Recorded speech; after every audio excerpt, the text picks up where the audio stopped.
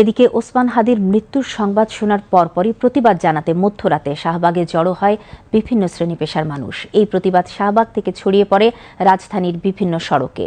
সকলের কণ্ঠে একই প্রতিবাদ, ওসমান হাদির খুনির বিচার চাই। আরও জানাচ্ছেন কাজী শারমিন ইসলাম মেধা। রাত ১টা, মিরপুর থেকে আগত মা ও মেয়ে চোখের জলে আর মনে প্রতিবাদী স্লোগান নিয়ে শাহবাগে আসেন তারা। হ্যাঁ, হাদিকে আমার ছেলের মতো লাগে, তো এর জন্য আমি আসছি হাদির খুনের বিচার চাইতে।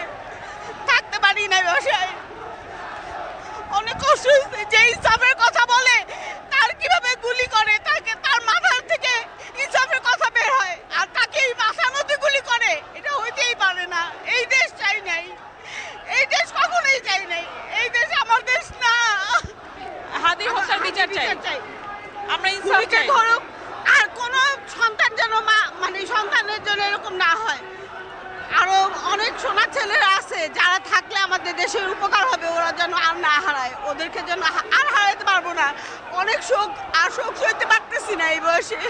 বিভিন্ন পেশার মানুষ, রাজনৈতিক দলের নেতৃবৃন্দ, সাংবাদিক ও শিক্ষক শিক্ষার্থীরা জড়ো হন শাহবাগে।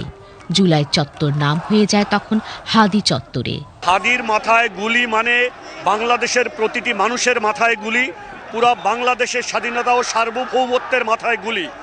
আমরা যতক্ষণ পর্যন্ত বাংলাদেশে ভারতীয় আধিপত্যবাদ বজায় থাকবে, যতক্ষণ পর্যন্ত তাদের আওয়ামী লীগ লেসপেন্সারদের, ভারতীয় আধিপত্যবাদের এজেন্টদের কোনো দোসর বাংলাদেশে অবশিষ্ট থাকবে, ততক্ষণ পর্যন্ত আমাদের এই স্বাধীনতার লড়াই চলতে থাকবে। বাংলাদেশের মধ্যে এখনো আমরা বিভিন্নভাবে তথ্য পাচ্ছি যে এক জায়গা থেকে বলা হচ্ছে খুনিরা দেশে আছে, আবার অন্য জায়গা থেকে বলা হচ্ছে খুনিরা ভারতে পালিয়ে গেছে।